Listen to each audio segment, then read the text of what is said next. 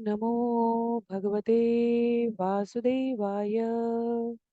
ओम नमो भगवते वासुदेवाय। ओम नमो भगवते वासुदेवाय। हरे कृष्णा। सभी भक्तों को सादर प्रणाम। श्रीमद् भागवतम महापुराण सत्रों की इन श्रृंखला में सभी भक्तों का स्वागत है। हम सभी आज सत्र 595 595 में श्रीमद् भागवतम स्कंद 11 अध्याय 5, जहाँ नारद मुनि द्वारा वसुदेव को दी जा रही शिक्षाओं का समापन किया जा रहा है, उसे श्रवण कर रहे हैं। नारद मुनि द्वारा ये वक्तव्य महाराज निमि और नवयोगेंद्रों के मध्य की चर्चा को प्रस्तुत करते हुए यहाँ व्यक्त किया गया है, जिसे एक समय पर उल्लेख आता है कि वो द्वारका के प्रवास में वसुदेव के द्वारा पूछे गए प्रश्नों के उत्तर में स्पष्ट कर रहे थे। तो तीन वक्ता श्रोता के इस क्रम में हम सभी महाराज निमि के जो 9 प्रश्न हैं, वही प्रश्न से संबंधित जिज्ञासा महाराज परीक्षित ने की थी, जिसे सुनाने के उपलक्ष्य में सुखदेव गोस्वामी द्वारा यहाँ पर इस वृत्तांत का उल्लेख किया गया है। तो प्रथम 8 प्रश्नों के पश्चात जो हम सभी ने स्कंद 11 अध्याय 2 में श्रवण करना आरंभ किया था, अंतिम प्रश्न आज के सत्र में हम सभी श्रवण करेंगे। भगवान के विभिन्न युगों का धर्म क्या है और भगवान किन रूप वर्ण में उत्पन्न होते हैं, प्रकट होते हैं। तो प्रथम 8 में जहाँ ऋषियों की इन श्रृंखला को लोगों ने पिछले कुछ सत्रों से श्रवण कर इससे सारग्राही मनन योग्य बिंदुओं को स्वीकार किया है, वहीं आज के सत्र में हमें कलयुग के लिए विशेष रूप से क्या उल्लिखित है, क्योंकि चारों युग अवतारों के वर्ण रूप नाम और पूजन की विधि के बारे में आज बतलाया जाएगा। तो मंगलाचरण के पश्चात हम सभी उसे आरंभ करते हैं मंगलाचरण से। नारायणं नमस्कृत्य नरं चैव नरोत्तमं देवीं सरस्वतीं व्यासं ततो जयमुदीरयेत्। शृण्वतां स्वकथा कृष्ण पुण्यश्रवणकीर्तन यद्यन्तस्थो यभद्राणि विदो नोति सुयत्स्यतां नष्टप्रायेषु भद्रेषु नित्यं भागवत सेवया भगवत्युत्तमश्लोके भक्तिर्भवति नैष्ठिकी।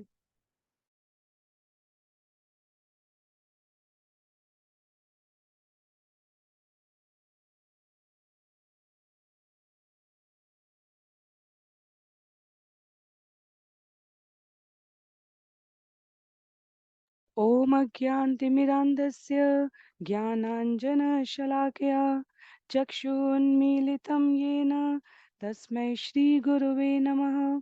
मूकं करोति वाचालं पङ्गुं लङ्घयते गिरिं यत्कृपातमहं वन्दे परमानन्दमाधवम्। वाञ्छाकल्पतरुभ्यश्च कृपा सिन्धुभ्यैव च पतितानां पावनेभ्यो वैष्णवेभ्यो नमो नमः। जय श्री कृष्ण चैतन्य प्रभु नित्यानंद श्री अद्वैत गदाधर श्रीवासादि गौर भक्तवृंद। हरे कृष्ण कृष्ण कृष्ण हरे हरे, हरे राम राम राम हरे हरे, हरे कृष्ण कृष्ण कृष्ण हरे हरे, हरे राम राम राम हरे हरे। हरे कृष्णा। तो पुनः सभी भक्तों को सादर प्रणाम।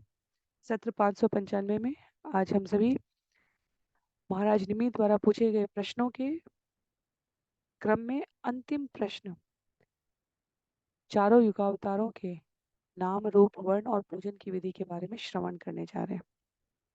पिछले सत्र में जहां हमने अभक्तों को कैसे पहचाने, अभक्तों का गंतव्य क्या है, विशेष रूप से इसे सुना था चमस ऋषि के द्वारा। आज के सत्र में करभाजन ऋषि उत्तर देंगे अंतिम प्रश्न के लिए। तो जिनके पास पुस्तक है, मेरा अनुरोध रहेगा कि आप पुस्तक का प्रयोग करें। अन्य सभी की सुविधा के लिए मैं स्क्रीन पर यहाँ श्लोक भी प्रस्तुत करने का प्रयास करूंगी।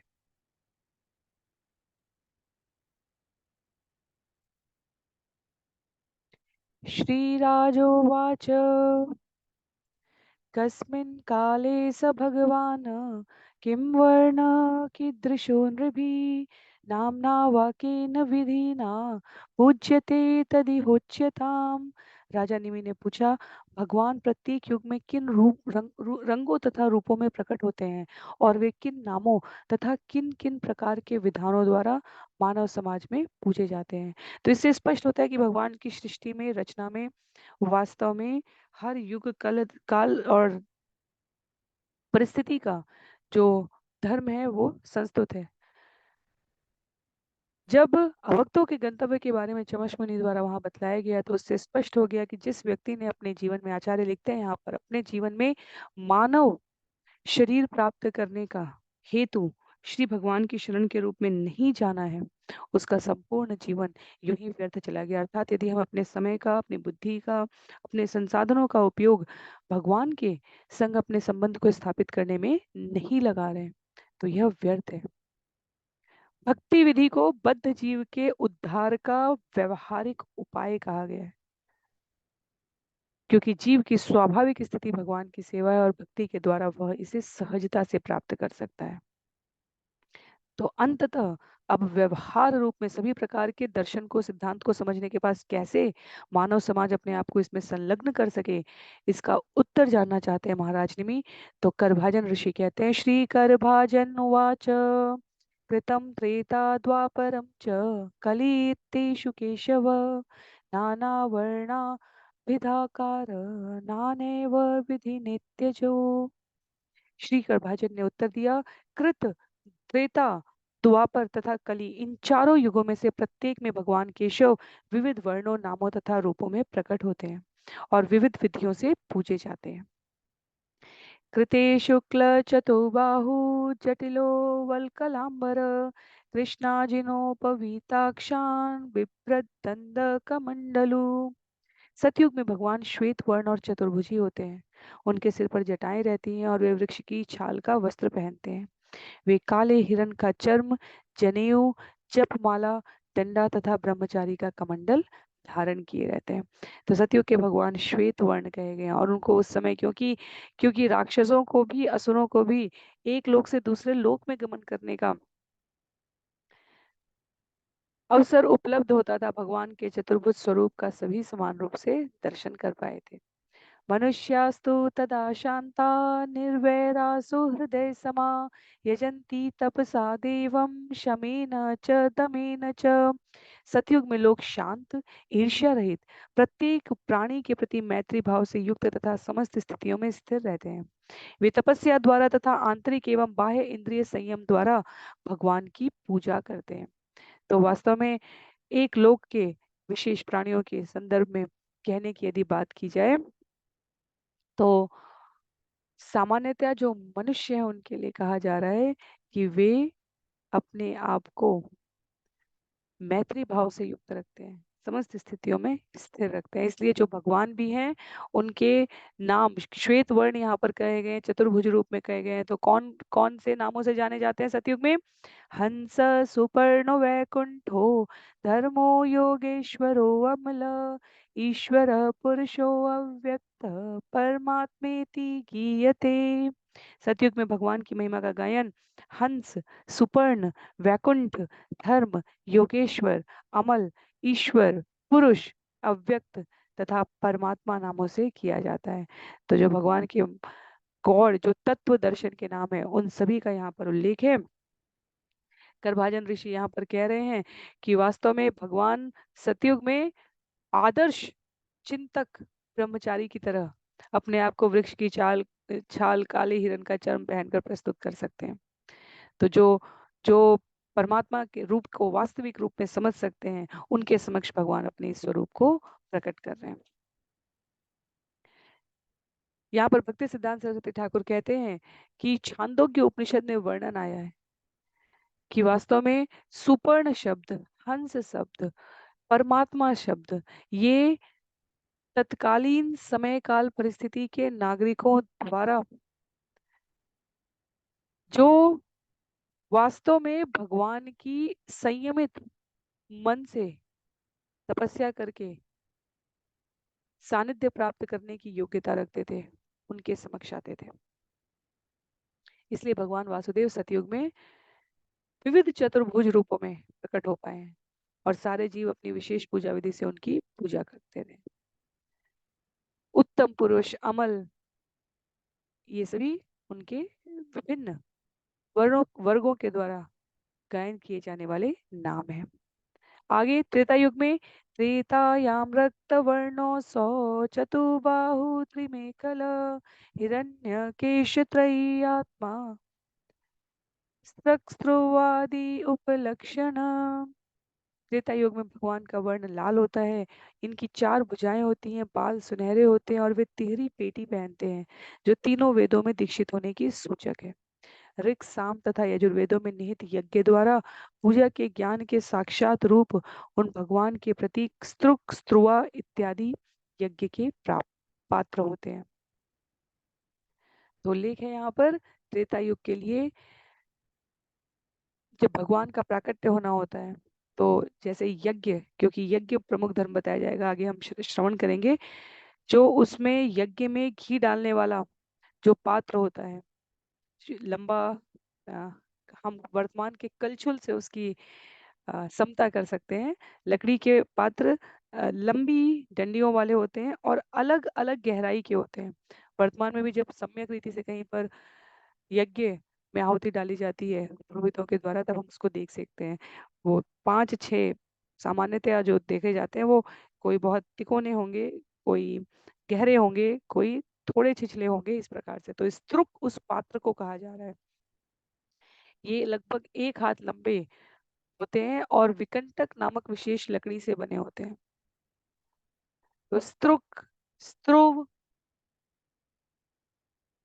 ये अलग अलग प्रकार के पात्रों के नाम हैं। त्रेता युग में भगवान के प्रतीक, जब भगवान यज्ञ का युग धर्म चालू होता है, आरंभ होता है, तब वो उस समय होता है। तो त्रिशक्तावेश अवतार में हमने इसको श्रवण किया था। तो त्रेता युग के लिए आगे उल्लेख करते हैं, तम तदा मनुजा देवम सर्वदेवम मयम हरिम यजंती विद्यया त्रय्या धर्मिष्ठा ब्रह्मवादिना।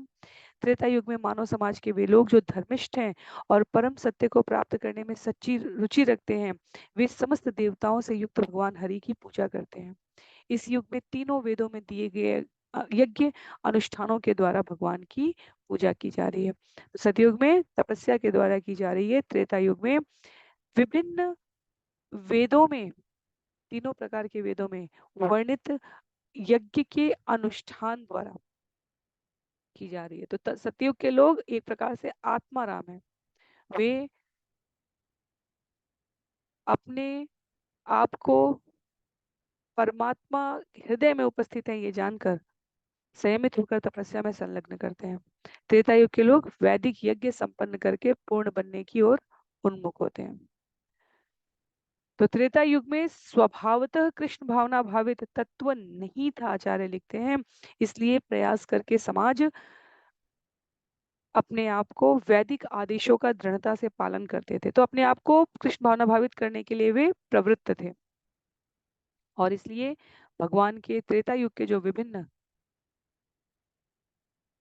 नाम है उनको बताते हुए कहते हैं यहाँ पर, विष्णु यज्ञ कृष्णिगर्भ सर्वदेव उरुक्रम वृषा कपिर जयंतश्च उरुगाय इतिर्यते। त्रेता युग में विष्णु यज्ञ कृष्णिगर्भ सर्वदेव उरुक्रम वृषा कपि जयंत तथा उरुगाय नामों से भगवान का गुणगान किया जाता है। तो हम लोगों ने कृष्णिगर्भ, यज्ञ, उरुक्रम, वृषाकपि, इन सब के बारे में पूर्ववत श्रवण किया है।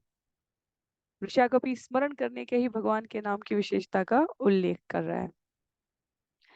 तो सतयुग के और त्रेता के पश्चात बतलाते हैं यहाँ पर द्वापर के लिए, द्वापरे भगवान श्याम पीतवाशा निजायुध श्रीवत्सादिभिअंकश्च लक्षण रूप लक्षित। द्वापर युग में भगवान श्याम वर्ण से युक्त और पीतांबर धारण किए प्रकट होते हैं।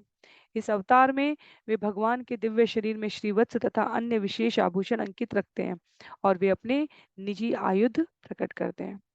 तो पूर्ण पुरुषोत्तम भगवान श्री कृष्ण स्वयं अपने आप को द्वापर में लेकर आएंगे। पर जीव गोस्वामी यहाँ पर कहते हैं कि करभाजन ऋषि द्वारा जब ये शंख चक्र गदा पद्म, क्योंकि भगवान यहाँ पर चतुर्भुज रूप में नहीं आ रहे हैं, पर उनके द्वारा श्याम वर्ण श्रीवत्स का संकेत करना, पीतांबर का उल्लेख करना, ये इस बात का सूचक है कि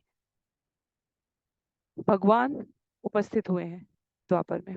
क्योंकि जैसे जैसे युग बढ़ते जाते हैं, आचार्य लिखते हैं कि भगवान को उनके लक्षणों के द्वारा पहचानने की महत्ता अधिक है। भगवान चतुर्भुज रूप की तरह, जैसे उन्होंने सतयुग में स्वयं को प्रस्तुत किया है, वो किंचित छद्म रूप में, प्रच्छन्न रूप में आगे व्यक्त किया जाता है। उसके पश्चात श्लोक संख्या 28 में, तो ये भी संक्षेप में बताया जा रहा है, क्रमबद्ध तरीके से हमें आगे विस्तार में श्रवण करने को मिलेगा इसका उल्लेख। तम तदा पुरुषं मर्त्या महाराजोपलक्षणं यजन्ति वेद तंत्राभ्याम परम जिज्ञासवो नृप।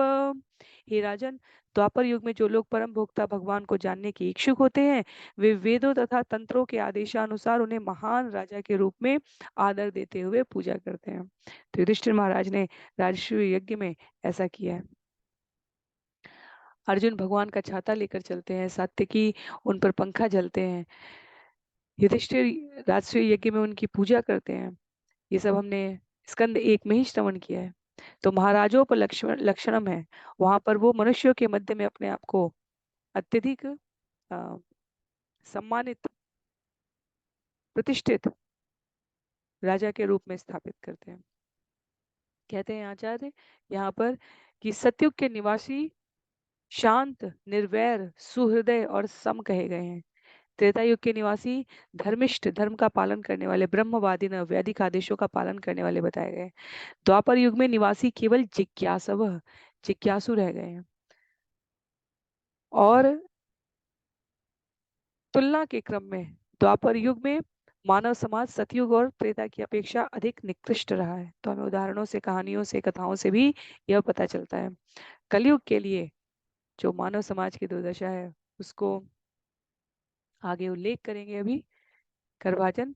यहाँ श्लोक संख्या 29 और 30 में कह रहे हैं, नमस्ते वासुदेवाय, नमः संकर्षणाय च, प्रद्युम्नाय निरुद्धाय, तुभ्यं भगवते नमः। नारायणाय ऋषिये पुरुषाय महात्मने, विश्वेश्वराय विश्वाय सर्वभूतात्मने नमः। हे परम स्वामी वासुदेव, आपको तथा आपके संकर्षण, प्रद्युम्न तथा अनिरुद्ध रूपों को नमस्कार है। हे भगवान, आपको नमस्कार है। हे नारायण ऋषि, हे ब्रह्मांड के सृष्टा पुरुषों में सर्वश्रेष्ठ, इस जगत के स्वामी तथा ब्रह्मांड के आदि स्वरूप है, समस्त जीवों के परमात्मा, आपको सादर नमस्कार है। तो द्वापर का जो श्याम वर्ण का स्वरूप, जहाँ भगवान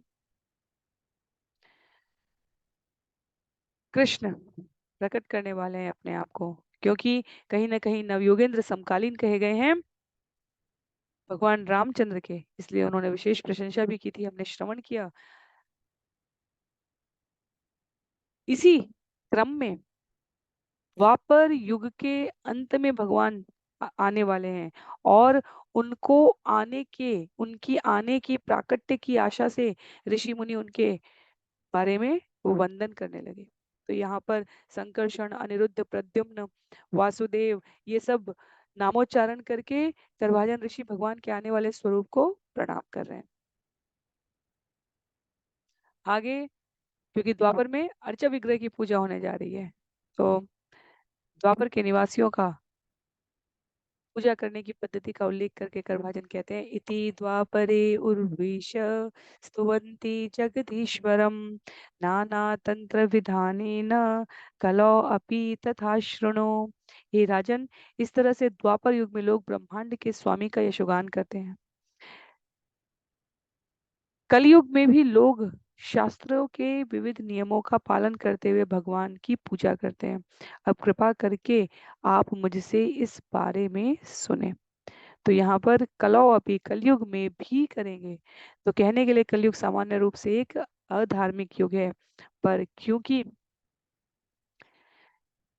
भगवान के भक्त सदैव सर्वदा उपस्थित रहते हैं, धर्म को, जैसे सूर्य को बादलों ने आवरण में ले लिया, इसका अर्थ ये नहीं है कि सूर्य का प्रकाश समाप्त हो गया है।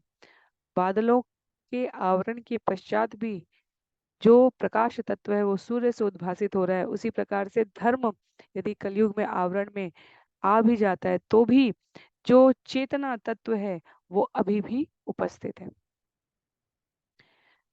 तो शास्त्र कलयुग में भगवान के प्रत्यक्ष अवतार की बात नहीं करता, इसीलिए कलौ अपी कहा गया, प्रच्छन्न अवतार की बात किया है। तो जैसे हमने कृष्ण गर्भ और अन्य नामों के साथ भगवान को त्रेता युग में जाना है, संकर्षण, अनिरुद्ध, प्रद्युम्न और वासुदेव के रूप में द्वापर में जाना है, और उससे पूर्व सतयुग में हंस, अमल, वैकुंठ इत्यादि नामों से जाना है, वैसे ही कलयुग के लिए कहा जा रहा है कि इस युग में भगवान का प्राकट्य कुछ कुछ प्रक्षण्य रहता है।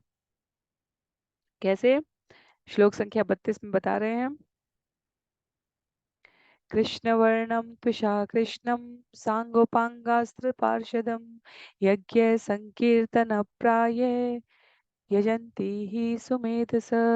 कलयुग में बुद्धिमान व्यक्ति ईश्वर के उस अवतार की पूजा करने के लिए सामूहिक कीर्तन करते हैं जो निरंतर कृष्ण के नाम का गायन करता है।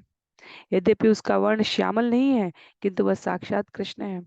वह अपने संगियों, सेवकों, आयुधों तथा विश्वास पात्र साथियों की संगत में रहते हैं। तो ईश्वर के उस अवतार की पूजा करने के लिए सामूहिक कीर्तन की बात की गई है, जो श्याम वर्ण नहीं है। श्याम है पर श्याम वर्ण नहीं है। तो वास्तव में ये श्लोक, लोग पूछते हैं भागवतम में चैतन्य महाप्रभु के बारे में कहाँ कहाँ बताया गया है, इस श्लोक में बताया गया है। चैतन्य चरितामृत में जहाँ कृष्णदास कविराज गोस्वामी इसी श्लोक का उल्लेख करेंगे, वहां पर श्रील प्रभुपाद की टिप्पणी है। उन्होंने कहा है ये पाठ श्रीमद् भागवतम में आया है, और अपनी टीका के संदर्भ में श्रील प्रभुपाद कहते हैं कि भगवान कृष्ण सुनहरे रंग में प्रकट होते हैं। बुद्धिमान लोग इस युग में उनकी पूजा, उनकी शिक्षाओं का पालन,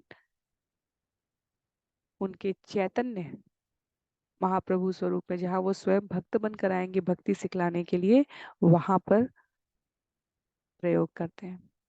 आगे कहते हैं श्लोक संख्या 33 में, ध्येयं सदा परिभवग्नमभीष्टदोहम् तीर्थास्पदं शिव विरिञ्चि अनुतं शरण्यं भृत्यातिह प्रणतपाल भवाब्धिपोतम् वंदे महापुरुष ते चरणारविंदम। हे प्रभु, आप महापुरुष हैं और मैं आपके उन चरण कमलों की पूजा करता हूँ जो शाश्वत ध्यान की एकमात्र लक्ष्य है। वे चरण भौतिक जीवन की चिंताओं को नष्ट करते हैं और आत्मा की सर्वोच्च इच्छा शुद्ध भगवत प्रेम की प्राप्ति प्रदान करते हैं। हे प्रभु, आपके चरण कमल समस्त तीर्थ स्थानों के तथा भक्ति परंपरा के समस्त संत महापुरुषों के आश्रय हैं और शिव तथा ब्रह्मा जैसे शक्तिशाली देवताओं द्वारा सम्मानित होते हैं। हे प्रभु, आप इतने दयालु हैं कि आप उन सबों की स्वेच्छा से रक्षा करते हैं जो आदर पूर्वक आपको नमस्कार करते हैं। इस तरह आप अपने सेवकों के सारे कष्टों को दया पूर्वक दूर कर देते हैं। निष्कर्ष रूप में हे प्रभु, आपके चरण कमल वास्तव में जन्म तथा मृत्यु के सागर को पार करने के लिए उपयुक्त नाव है। इसलिए ब्रह्मा तथा शिव भी आपके चरण कमलों में आश्रय की तलाश करते रहते हैं। तो क्योंकि ये भी भगवान का आने वाला जो स्वरूप है उसके संदर्भ में, इसलिए यहाँ पर करभाजन ऋषि द्वारा स्तुति की जा रही है। जो जो विशेषताएं यहाँ पर बतलाई गई हैं श्रवण के इस क्रम में, सत्रों की इन श्रृंखला में हमने इन्हें विभिन्न स्थानों पर श्रवण किया है, पर जो सबसे महत्व की बात है, भगवान की शरणागति क्यों करनी चाहिए, उसका एक पंक्ति में यहाँ पर जो उत्तर दिया आचार्य ने, ये बहुत महत्व का है। वो कहते हैं ये चरण भौतिक जीवन की चिंताओं को नष्ट करके आत्मा की सर्वोच्च इच्छा क्या है, शुद्ध भगवत प्रेम की प्राप्ति, उसे प्रदान करते हैं। तो जो भगवान के श्री चरण कमलों का ध्यान करते हैं उन्हें शुद्ध भगवत प्रेम की प्राप्ति होती है, क्योंकि आत्मा की जो सर्वोच्च इच्छा है वो ये है, कृष्ण वर्णम तुषा कृष्णम। चैतन्य महाप्रभु अब इस कलयुग में अपने आप को उपस्थित करते हैं भक्त के रूप में आकर, क्योंकि अन्य युगों में लोगों की बुद्धि, मेधा, प्रज्ञा इतनी तो विकसित थी कि वो भगवान को पहचान सकें। कलयुग में भगवान आ भी जाएं, कलयुग में तो सभी भगवान हैं। वास्तव में सतयुग, त्रेता और द्वापर में तो हमें कुछ एक नाम सुनने को मिलते थे, जो ये कहते थे ये भगवान है, ये भगवान है। द्वापर में भी एक दो नाम हमने श्री कृष्ण पुस्तक जब श्रवण की, स्कंद 10 में तो हमें श्रवण करने को मिला। कलयुग में सभी भगवान है। कलयुग में मायावाद का ये स्तर है कि सब कहते हैं मैं भी भगवान, तुम भी भगवान, सब भगवान, फिर भी भगवान रो रहे हैं, भगवान कष्ट में है, भगवान वृद्ध हो रहे हैं, भगवान को व्याधियां पकड़ रही हैं। तो ये मायावाद है। इसलिए कलयुग में सबसे अधिक सावधान रहने के लिए कहा गया है मायावाद से, सबसे अधिक। आगे उल्लेख करते हैं श्लोक संख्या 34 में, कहते हैं करभाजन ऋषि, त्यक्त्वा सुदुस्त्यज सुरेप्सितराज्यलक्ष्मीं धर्मिष्ठ आर्यवचसा यत् कातरण्यं मायामृगं दयितया इप्सितम् अन्वधावत् वंदे महापुरुष ते चरणारविंदम। हे महापुरुष, मैं आपके चरण कमलों की पूजा करता हूँ। आपने लक्ष्मी देवी तथा उनके सारे ऐश्वर्य का परित्याग कर दिया, जिसे त्याग पाना अतीव कठिन है और जिसकी कामना बड़े बड़े देवता तक करते हैं। इस तरह धर्म पथ के अत्यंत श्रद्धालु अनुयायी होकर आप ब्राह्मण के शाप को मानकर जंगल के पीछे चल पड़े। आपने मात्र अपनी दयालुतावश पतित बद्ध जीवों का पीछा किया, जो सदैव माया के मिथ्या भोग के पीछे दौड़ते हैं और उसी के साथ अपनी वांछित वस्तु भगवान श्याम सुंदर की खोज में भी लगे रहते हैं। तो कहीं प्रच्छन्न रूप से देखा जाए तो कहीं चैतन्य महाप्रभु के बारे में बताया जा रहा है यहाँ पर, कहीं भगवान श्री रामचंद्र के बारे में, और कहीं भगवान श्री कृष्ण के प्राकट्य के बारे में। कहाँ क्या कहा जा रहा है? धर्म पथ के अत्यंत श्रद्धालु अनुयायी के रूप में ब्राह्मण के शाप को मानकर जंगल में चल पड़े। पतित बद्ध जीवों का आपने दयालुतावश पीछा किया और माया के पीछे साथ साथ अपनी वांछित वस्तु भगवान श्याम सुंदर की खोज में जो लगे हुए हैं, उनको भी आपने मुक्त कराने के लिए अपनी अनुकंपा प्रदान की है। चैतन्य महाप्रभु के जीवन में यदि हम देखें तो प्रथम 24 वर्ष में उन्होंने अपने आप को सामान्य जगत से बिल्कुल प्रच्छन्न रखा। कोई सोच नहीं सकता था कि भविष्य में अंत लीला को प्रकट करने वाले चैतन्य महाप्रभु की गंभीरता, उनके युवा काल के, उनकी पौगंड अवस्था के, कौमार्य अवस्था के घटनाक्रम से संबद्ध की जा सकती है। तो चैतन्य महाप्रभु एक दार्शनिक के रूप में, उदाहरण के द्वारा भक्ति कैसे की जाए इसके रूप में, और भगवान की लीलाओं को किनके समक्ष चर्चा की जाए, इन सभी विशेषताओं को, लक्षणों को, गुणों को स्वयं भक्त बनकर प्रस्तुत करते हैं, जिसे करभाजन मुनि यहाँ पर संकेत में बतला रहे हैं। तो दो भुजी सन्यासी के रूप में चैतन्य महाप्रभु हैं। दो भुजी स्वरूप में भगवान कृष्ण द्वापर में हैं। दो हाथों में भगवान रामचंद्र धनुष बाण धारण किए हुए हैं। तो ये जो षडभुज स्वरूप कहा जा रहा है भगवान का, वो इसी अर्थ में यहाँ पर उल्लिखित है। आगे अब बहुत ही संक्षिप्त में इस प्रकार से रूपों का वर्णन करते हुए कहते हैं, एवं युगानुरूपाभ्याम भगवान युगवर्ती भी मनुजय इज्यते राजन श्रेयसाम ईश्वर हरि। इस प्रकार हे राजन, भगवान हरि जीवन के समस्त वांछित फलों को देने वाले हैं। बुद्धिमान मनुष्य भगवान के उन विशेष रूपों तथा नामों की पूजा करते हैं जिन्हें भगवान विभिन्न युगों में प्रकट कर रहे हैं। तो पुनरावृत्ति यदि हम करना चाहें तो सतयुग में वो शुक्ल है, क्योंकि जीव परम शुद्ध है। त्रेता में भगवान रक्त स्वरूप कहे गए हैं, द्वापर में श्याम, और कलयुग में वास्तव में श्रीरूप गोस्वामी उल्लेखित करते हैं लघु भावनामृत में कि सुनहरा रंग तो यहाँ पर उल्लेखित है, और सुनहरे से भगवान जैसे कलयुग का जो अन्य स्वरूप विस्तार भगवान प्रकट करेंगे वो काला रंग कहा गया है। तो पूरे तरीके से चैतन्य महाप्रभु प्रकट हो भी और न भी, इसलिए इस सत्य परक तथ्य को हल्के फुल्के आराम से छुपाकर प्रच्छन्न रूप में व्यक्त कर दिया गया। कली रूप सभी को पता है और उसमें भगवान अपने आप को काले रंग में घोड़े पर सवार होकर प्रस्तुत करेंगे। आगे आगे हमें श्रवण करने को मिलेगा भागवतम में। पर सुनहरा रंग जो अवतार जो भगवान का है वो ओछा स्वरूप नहीं है, वो नकल और धूर्तता करने वाले लोगों के लिए पकड़ा ना जा सके, इसलिए इसे गोपनीय रूप में प्रस्तुत किया गया, अधिकृत भक्त जान सकते हैं। इसीलिए हम देखेंगे चैतन्य महाप्रभु के जो निजी पार्षद रहे हैं विभिन्न युगों में घटनाओं में, उनके संगी साथी रहे देवी देवता कृष्ण लोग गोलोक धाम वृंदावन के उनके पार्षद केवल यही उनको पहचानते थे और अपने आप को उनके सामीप्य में रखते थे। आगे श्लोक संख्या 36 में कहते हैं,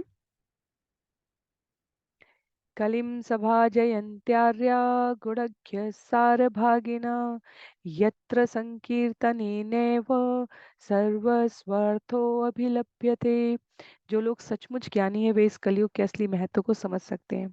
ऐसे प्रबुद्ध लोग कलयुग की पूजा करते हैं क्योंकि इस पतित युग में जीवन की संपूर्ण सिद्धि संकीर्तन संपन्न करके आसानी से प्राप्त की जा सकती है। तो जैसे सतयुग के लिए हम कहें कि यदि 100 में 98 नंबर भी किसी के आते हैं तो भी 2 नंबर की कमी वहां स्वीकृत नहीं है। त्रेता युग के लिए ये प्रतिशत 75% अंक आ गए तो ठीक है, बाकी के 25% की अपेक्षा भी नहीं की जाती।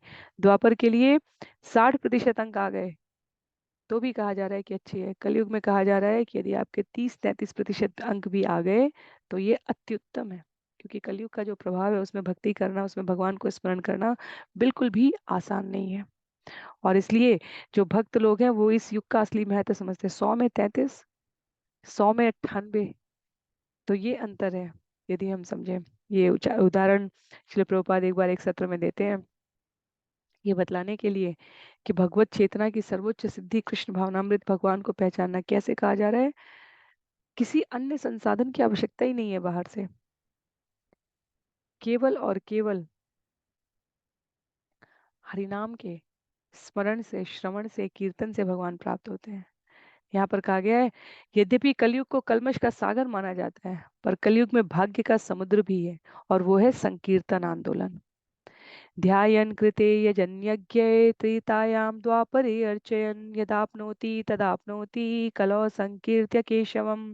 सतयुग में ध्यान द्वारा, त्रेता में यज्ञ द्वारा, द्वापर में पूजा द्वारा जो कुछ अर्जित किया जाता है उसे कलयुग में सामूहिक रूप से केशव नाम का कीर्तन करके प्राप्त किया जा सकता है। आगे उल्लेख है श्लोक संख्या 37 में बताते हुए कह रहे हैं, कर भाजन न ह्यत परमो लाभो देहिनां भ्राम्यतामिह यतो विन्देत परमाम शांतिम नश्यति संस्कृति। निस्संदेह भौतिक जगत में विचरण करने के लिए बाध्य किए गए देहधारी जीवों के लिए भगवान के संकीर्तन आंदोलन से बढ़कर और कोई संभावित लाभ नहीं है जिसके द्वारा वह परम शांति पा सके और अपने को बारंबार जन्म मृत्यु के चक्र से छुड़ा सके। तो ये महाभागवतों की स्थिति कलयुग में भी उसी प्रकार थी। महाभागवता नित्यम कलौ कुर्वन्ति कीर्तनम। जो कलयुग में भगवान के महान भक्तगण हैं वो सदैव कीर्तन में व्यस्त रहते हैं और परम कृपालु भगवान उन पर विशेष रूप से कृपा करते हैं। तो विचार करने की बात है, सतयुग में मनुष्य पूर्णतया योग्य होकर बिना खाए पिए सोए हुए हजारों वर्षों तक ध्यान कर सकते हैं, कठिन से कठिन आध्यात्मिक विधियां संपन्न कर सकते हैं। सतयुग के अत्यंत योग्य व्यक्तियों के लिए मात्र जीभ और होठ हिलाकर भगवान नाम कीर्तन करना पूर्ण विधि है।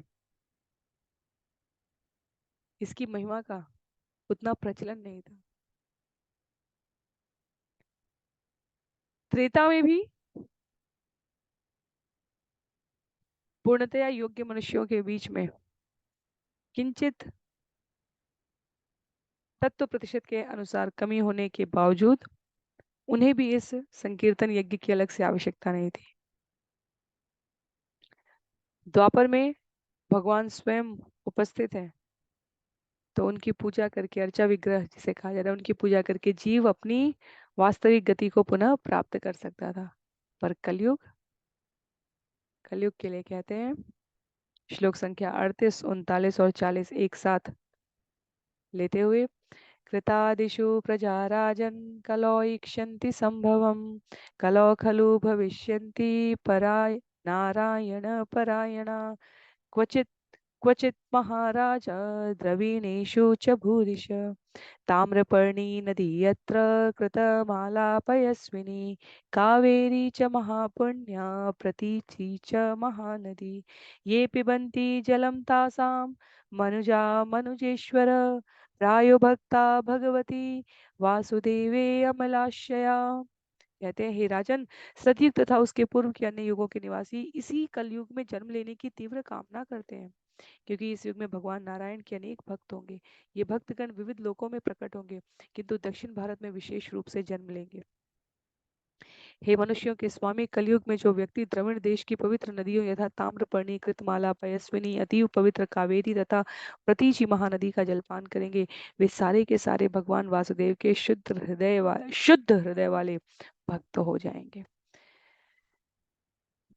तो वास्तव में देखा भी जाए तो अभी कलयुग का आरंभ है, और आरंभिक चरण में भी संस्कृति कितनी विस्तारित, प्रसारित और सम्मानित वर्तमान काल में किन के द्वारा प्रासंगिक है, किस क्षेत्र विशेष के निवासियों के द्वारा, ये हमारे लिए बहुत महत्व की है जानना।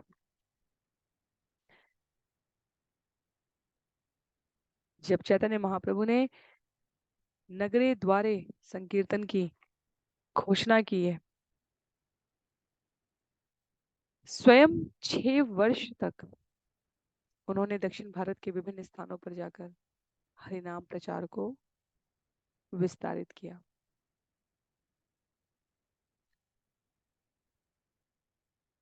कलयुग के लिए विष्णु धर्म में एक विशेष श्लोक उपस्थित है, जिसको यहाँ पर कहा गया है, कलोऽकृत युगं तस्य कलिस्तस्य कृते युगे यस्य चेतसि गोविंदो हृदये यस्य नाच्युत। जिसके हृदय में भगवान गोविंद होते हैं उसके लिए कलयुग में सतयुग प्रकट हो जाता है, किंतु जिसके हृदय में अच्युत भगवान नहीं होते उसके लिए सतयुग भी कलयुग बन जाता है।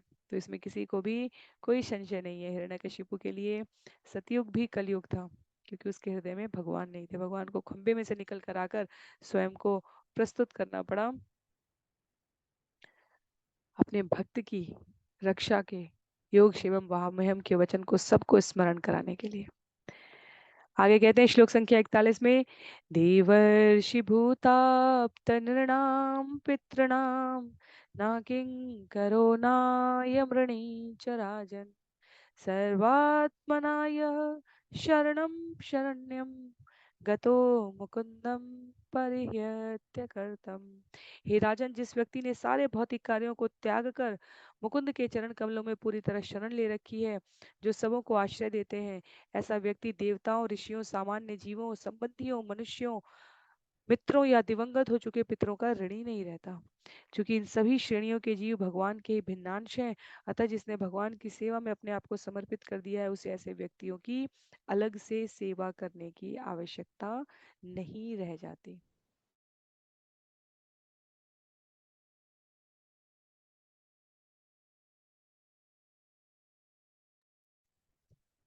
तो इस प्रकार से यहाँ स्पष्ट किया जा रहा है कि कर्मकांड अपने स्थान पर है और भगवान की भक्ति अपने स्थान पर है। कर्मकांड से भगवत भक्ति प्राप्त होगी, यह बहुत दीर्घ प्रक्रिया हो सकती है, पर जो भक्ति में लगे हुए हैं उनको अलग से कर्मकांड करने की आवश्यकता नहीं है। ये यहाँ पर पुष्ट किया जा रहा है। कहते हैं कि जब जीव कर्मकांड में देवता को, ऋषियों को, सामान्य जीवों को, संबंधियों को, मित्रों को, मनुष्यों को, दिवंगत हो चुके पितरों को पूजता है तो उसे इन सब की, वृक्ष की पत्ते पत्ते को उसे सींचना पड़ता है। कर्मकांड में, भक्ति योग में वो जड़ को, भगवान की पूजा करता है। और क्योंकि ये सभी तत्व जो यहाँ उल्लिखित किए गए हैं, चाहे मनुष्य, चाहे पितर, चाहे संबंधी, ये सभी अपने आप को भगवान के विभिन्न रूपों में व्यक्त कर रहे हैं। भगवान अपने आप को इनके भीतर रहकर विभिन्न रूपों में व्यक्त कर रहे हैं। तो जिसने भगवान को उनकी सेवा में अपने आप को समर्पित कर दिया है, ऐसे व्यक्ति को अलग से सेवा करने की आवश्यकता नहीं होती। तात्पर्य में स्पष्ट किया है आचार्यों ने कि जिसने भगवान की भक्ति में अपने आप को पूरी तरह समर्पित नहीं किया है, उसके जीवन में अभी भी अलग अलग रूपों में अनेक भौतिक कार्य करके, अनेक प्रकार के ताप को सह के, देवताओं को अलग से, पितरों को अलग से, साधु संतों को अलग से, घर परिवार संबंधियों को अलग से, मित्रों को अलग से संतुष्ट करने का प्रयत्न करना होता है। पर जिसने भगवान को अपने आप को समर्पित किया है, श्रीमद् भागवतम स्कंद 4 अध्याय 31 श्लोक संख्या 14, जब भी ये वृक्ष के जड़ को सींचने की बात आए तो हमें ये श्लोक इसके मूल स्थान पर पता होना चाहिए। 4.31.14 की बात की जा रही है, जहाँ कहा गया है यथा तरोर मूल निषेचनेन तृप्यन्ति तत्स्कंद भुजोपशाखा। यदि वृक्ष की जड़ों को सींचा जाए तो शाखा पत्ती स्वयं पोषित होती है, अलग से उन्हें सींचने की आवश्यकता नहीं। केवल जल को जड़ में डालना रहेगा और पूरा वृक्ष अपने आप प्रफुल्लित होता रहता है। तो जो भगवान की उपासना कर रहे हैं, भगवान की भक्ति कर रहे हैं, जब तक जीवन में ये नहीं आया है तब तक वैदिक आदेशों के अनुसार कर्म करने की आवश्यकता है, क्योंकि सकाम कर्म से अभी मन तृप्त नहीं हुआ है। पर जब कर्म का फल और कर्म का उद्देश्य दोनों भगवान को समर्पित है, तब इसकी अतिरिक्त आवश्यकता नहीं है।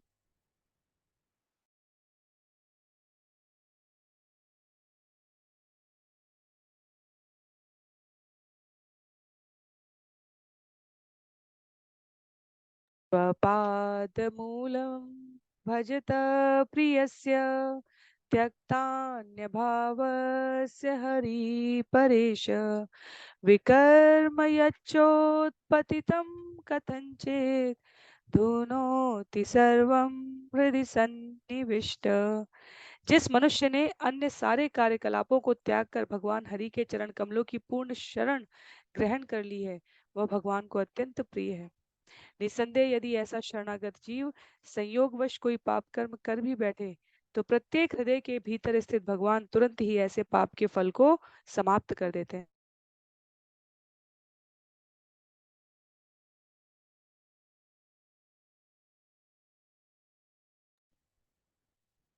तो सारे कार्यकलाप त्याग कर यहाँ भगवान हरि के चरण कमलों की शरण ग्रहण करने की बात की जा रही है। आगे विस्तार में इसके अनेकानेक रूपों को व्यक्त करेंगे, अनेकानेक इस व्यवस्था को स्थापित करेंगे, अनेकानेक पद्धतियों को कलयुग के प्रभाव में जीव अपने स्वार्थ के रूप में भी प्रस्तुत करेंगे। पर जब भी हमें मूल रूप से इसका श्रवण करना है, वो यहाँ भागवतम से, स्रोत से हमें प्राप्त हो जाएगा। जो जीव कलयुग में किंचित दोषों से युक्त भी है पर भगवान की शरणागति में है, भगवान समयांतर पर उसके समस्त पापों को हर लेते हैं, उसकी बुद्धि को अमल कर देते हैं। श्री नारद उवाच धर्मान् भागवतानित्थं श्रुत्वाथ मिथिलेश्वर जायन्ते यान मुनीन प्रीत सोपाध्यायो य पूजयत्। नारद मुनि ने कहा, इस तरह भक्ति योग की बातें सुनकर मिथिला के राजा निमि अत्यंत संतुष्ट हुए और उन्होंने अपने यज्ञ पुरोहितों सहित जयंती के मेधावी पुत्रों का सत्कार किया है। तो ऋषभ देव के पुत्र हैं, माता का नाम जयंती है। यहाँ यह श्रवण करते हुए ही महाराज निमि जब श्रवण कर रहे हैं कि सारे कार्यकलाप को त्याग कर भगवान हरि के चरण कमलों की पूर्ण शरण ग्रहण करने वाला भगवान का अत्यधिक प्रिय हो जाता है, और यदि ऐसे जीव से संयोगवश कोई पाप कर्म हो भी जाए तो भगवान जो हृदय के भीतर स्थित है उस पाप के फल को तुरंत नष्ट कर देते हैं। इससे अधिक आश्वासन और क्या मिल सकता है भगवत भक्ति में कि पूर्ववर्ती समस्त पापों का समूल नाश हो जाता है। तो महाराज निमि अत्यधिक प्रसन्न है इन प्रश्नों का उत्तर पाकर और वह जयंती के पुत्र इन नव योगेंद्रों का अत्यधिक सत्कार करते हैं। अब लेके आगे, ततो अंतर्दधिरे सिद्धा सर्वलोकस्य पश्यत राजा धर्मान उपातिष्ठन अवाप परमां गतिम। तब वे सिद्ध मुनिगण वहां पर उपस्थित सबों की आंखों के सामने से अदृश्य हो गए। राजा निमि ने उनसे सीखे गए आध्यात्मिक जीवन के नियमों का श्रद्धा पूर्वक अभ्यास किया और इस तरह जीवन के परम लक्ष्य को प्राप्त किया है। त्वमपि एतान् महाभाग धर्मान् भागवतान् श्रुतान् आस्थित श्रद्धया युक्तो निसंगो यास्यसे परम। हे परम भाग्यशाली वसुदेव, अपने आपने भक्ति के जिन नियमों को सुना है उनका श्रद्धा पूर्वक व्यवहार करें और इस तरह भौतिक संगति से छूटकर आप परम पुरुष को प्राप्त होंगे। तो यहाँ पर नारद मुनि अब वसुदेव को कह रहे हैं कि कैसे कृष्ण के पिता वसुदेव जो वास्तव में पहले ही कृष्ण को प्राप्त कर चुके हैं, पर वसुदेव की इस जिज्ञासा के उत्तर में जहाँ स्कंद 11 आरंभ हुआ था, हमने श्रवण किया था, वसुदेव जब कहते हैं कि उन्होंने भगवान को प्राप्त करने के इस क्रम में उन्हें पुत्र बनने के लिए बाध्य किया, ये भी उन्हें एक प्रकार से अपनी लोभ प्रवृत्ति लग रही थी। तो नारद मुनि रहस्य उद्घाटन करके ये पूरा वृत्तांत उन्हें सुनाते हैं जो हमने अभी पिछले 2 से अधिक अध्यायों में श्रवण किया है 9 प्रश्नों के द्वारा, कि कैसे वसुदेव भी 9 योगेंद्रों द्वारा जो पहले बताए गए सिद्धांत हैं, नियम हैं, उनका अभ्यास करके परम सिद्धि को प्राप्त कर सकते हैं, जैसे महाराज निमि ने किया है। हमारे लिए ये समझना आवश्यक है कि वसुदेव तो भगवान के पहले से निजी संगी हैं, पर महाभागवत के रूप में अपनी सहज विनयशीलता को प्रस्तुत करते हुए भगवान कृष्ण के प्रति अपने प्रेम को परिपूर्ण बनाने का निश्चय करते हुए वो अपने आप को इन शिक्षाओं को प्राप्त करने का और अन्यों को प्रदान करने का माध्यम बनाते हैं। श्लोक संख्या 46 में,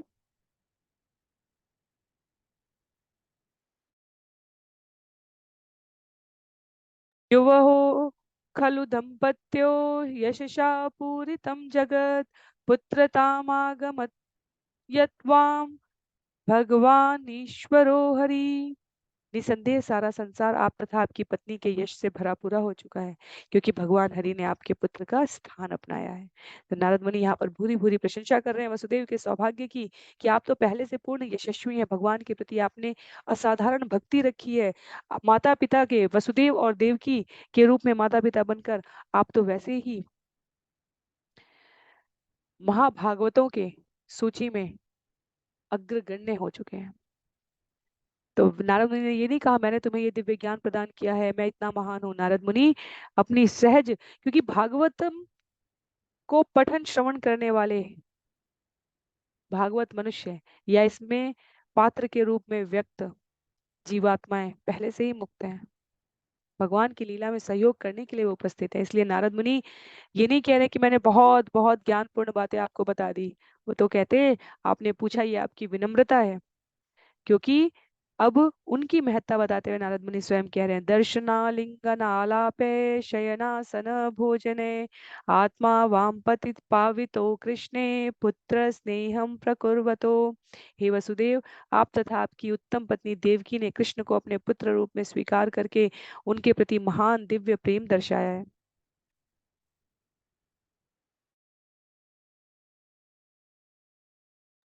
निसंदेह आप दोनों भगवान का सदैव दर्शन तथा आलिंगन करते रहे हैं, उनसे बातें करते, उनके साथ विश्राम करते तथा उठते बैठते तथा उनके साथ अपना भोजन करते रहे हैं। भगवान के साथ ऐसे स्नेहपूर्ण तथा घनिष्ठ संग से आप दोनों ने अपने हृदयों को पूरी तरह शुद्ध बना लिया है। दूसरे शब्दों में आप दोनों पहले से पूर्ण हो। तो ये विनम्रता है, ये भगवत भक्त की रूप में नारद मुनि के द्वारा व्यक्त किया गया कृतज्ञता पूर्ण समापन है। वो कहते हैं आपने सुनने का सौभाग्य लेने का प्रयास नहीं किया है, आपने मुझे सुनाने का सौभाग्य दिया है। नारद मुनि कहते हैं कि आप तो पहले से उठते बैठते विश्राम करते भोजन करते आलिंगन करते दर्शन करते रहे हैं भगवान का, पर मुझसे यह सब कुछ श्रवण करके आपने वास्तव में मुझे ये अवसर दिया कि मैं भगवत महिमा का गान कर सकूं। आप दोनों तो पहले से पूर्ण हैं। और आगे इसी क्रम में उल्लेख करते हैं श्लोक संख्या 48 में भगवान के परम गुणों को, उनकी लीलाओं को स्मरण करते हुए, वैरेण यम नृपतय शिशुपाल पौंड्र शाल्वादयो गति विलास विलोकनाद्ये ध्यायन्त आकृत धिय शयनासनादौ तत्साम्यमापु अनुरक्त धियां पुनः किम। शिशुपाल, पौंड्रक तथा शालू जैसे विरोधी राजा भगवान कृष्ण के विषय में निरंतर सोचते रहते थे। सोते बैठते या अन्य कार्य करते हुए भी वे भगवान के चलने फिरने, उनकी क्रीड़ाओं, भक्तों पर उनकी प्रेमपूर्ण चितवन तथा उनके द्वारा प्रदर्शित अन्य आकर्षक स्वरूपों के विषय में ईर्ष्या भाव से ध्यान करते रहते थे। इस तरह कृष्ण में सदैव लीन रहकर उन्होंने भगवान के धाम में मुक्ति प्राप्त की। तो फिर उन लोगों के बारे में दिए जाने वाले वरों के विषय में क्या कहा जाए, जो अनुकूल प्रेम भाव से निरंतर भगवान श्री कृष्ण पर ही अपने मन को एकाग्र रखते हैं। तो यहाँ पर जो भगवान के साथ 5 रसों में प्रत्यक्ष संग की बात है और अप्रत्यक्ष रसों के साथ भगवान का संग प्राप्त करने की बात है, उसके बारे में उल्लेखित किया जा रहा है। तो असुरों का नाम लेकर बता रहे हैं कि पौंड्रक, शाल्व और शिशुपाल जैसे भी निरंतर चिंतन में रहते थे, और उनको भगवान ने कृपा पूर्वक उद्धार किया है। तो जो स्नेह से भगवान के बारे में श्रवण करते हैं, उनकी लीला में लीन रहते हैं, उनके प्रति अपने मन को एकाग्र करते हैं, ऐसे लोगों के प्रति भगवान जो कृपा करते हैं, उसकी तो कल्पना भी नहीं की जा सकती। भगवान अपने आप को उनको वार देते हैं। तो आगे कह रहे हैं, इसे स्पष्ट करते हुए, मामापत्य बुद्धिमकृथा कृष्णे सर्वात्मनीश्वरे माया मनुष्य भावेन गुणेश्वरे परे अव्यये। कृष्ण को सामान्य बालक मत समझिए, क्योंकि वे भगवान अव्यय तथा सबों के आत्मा है। भगवान ने अपने अचिंत्य ऐश्वर्य को छिपा रखा है, इसलिए वे बाहर से सामान्य मनुष्य जैसे प्रतीत होते हैं। कृष्णस्तु भगवान स्वयं है, असीम ऐश्वर्य के स्वामी हैं, समग्र सृष्टि को अपने वश में रखने वाले, सभी के परम हितैषी। अन्य संगियों के साथ यदुकुल में जो उपस्थित हुए हैं, उन्हें आप साधारण मनुष्य ना समझे। वास्तव में वसुदेव तो माता पिता के रूप में, वसुदेव और देव की माता पिता के रूप में भगवान की सदैव स्नेहपूर्ण चिंतन की अवस्था में निमग्न रहते हैं। अन्यों को मार्गदर्शित करने के लिए यहाँ पर नारद मुनि कह रहे हैं, भगवान अपने भक्तों के सामने अपने ऐश्वर्य को प्रकट नहीं करते, क्योंकि भगवान के भक्तों को ऐश्वर्य से कोई मतलब भी नहीं होता।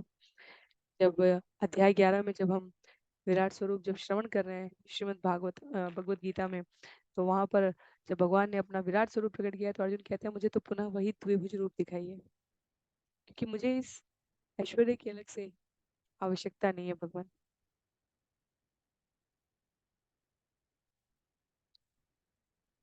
इसलिए भगवान को प्राप्त करना, भगवान के किसी भी ऐश्वर्य को प्राप्त करना सहज है, भगवान को प्राप्त करना कठिन है। जो भगवान को किसी भी प्रकार की भौतिक आकांक्षा से भी पूजते हैं, भगवान उनको वो सरलता से दे देंगे। और जो भगवान को भक्ति से पूजते हैं, उनके जीवन के सभी प्रकार के माया सक्त तंतुओं को भगवान पहले नष्ट कर देते हैं। श्लोक संख्या 50 में कहते हैं, भूभार सुर राजन्य हंतवे गुप्त ये सताम अवतीर्णस्य निवृत्ते यशो लोके वितंतये। भगवान पृथ्वी के भार स्वरूप आसुरी राजाओं का वध करने तथा संत भक्तों की रक्षा करने के लिए अवतरित हुए हैं, किंतु असुर तथा भक्त दोनों को ही भगवत कृपा से मुक्ति प्रदान की जाती है। इस तरह उनका दिव्य यश ब्रह्मांड भर में फैल गया है।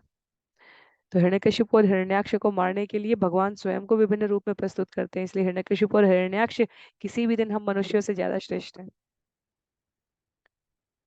जो भगवान की लीला में साक्षात सहयोगी के रूप में, भले प्रतिपक्ष में है, क्योंकि वैसी ही भगवत इच्छा है।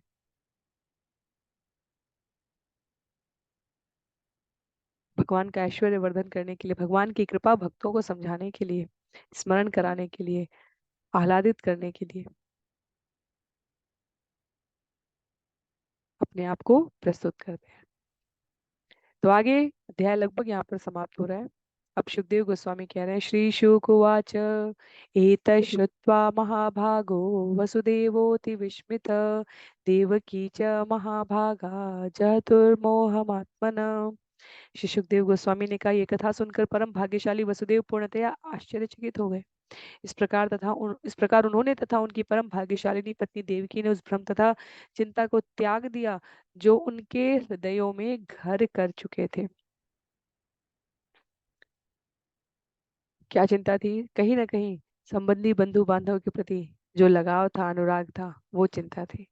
तो कहते हैं, इतिहासम इमं पुण्यम धारयेत्य समाहित सविधूयेह शमलम ब्रह्म भूयाय कल्पते।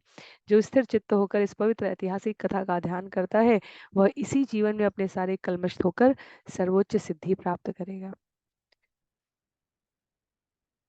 इस प्रकार श्रीमद् भागवतम के 11वें स्कंद के अंतर्गत नारद द्वारा वसुदेव को दी जाने वाली शिक्षाएं समापन नामक 5वें अध्याय के श्रील भक्ति वेदांत स्वामी प्रभुपाद के विनीत सेवकों द्वारा रचित तात्पर्य यहाँ पर पूर्ण हो रहे हैं।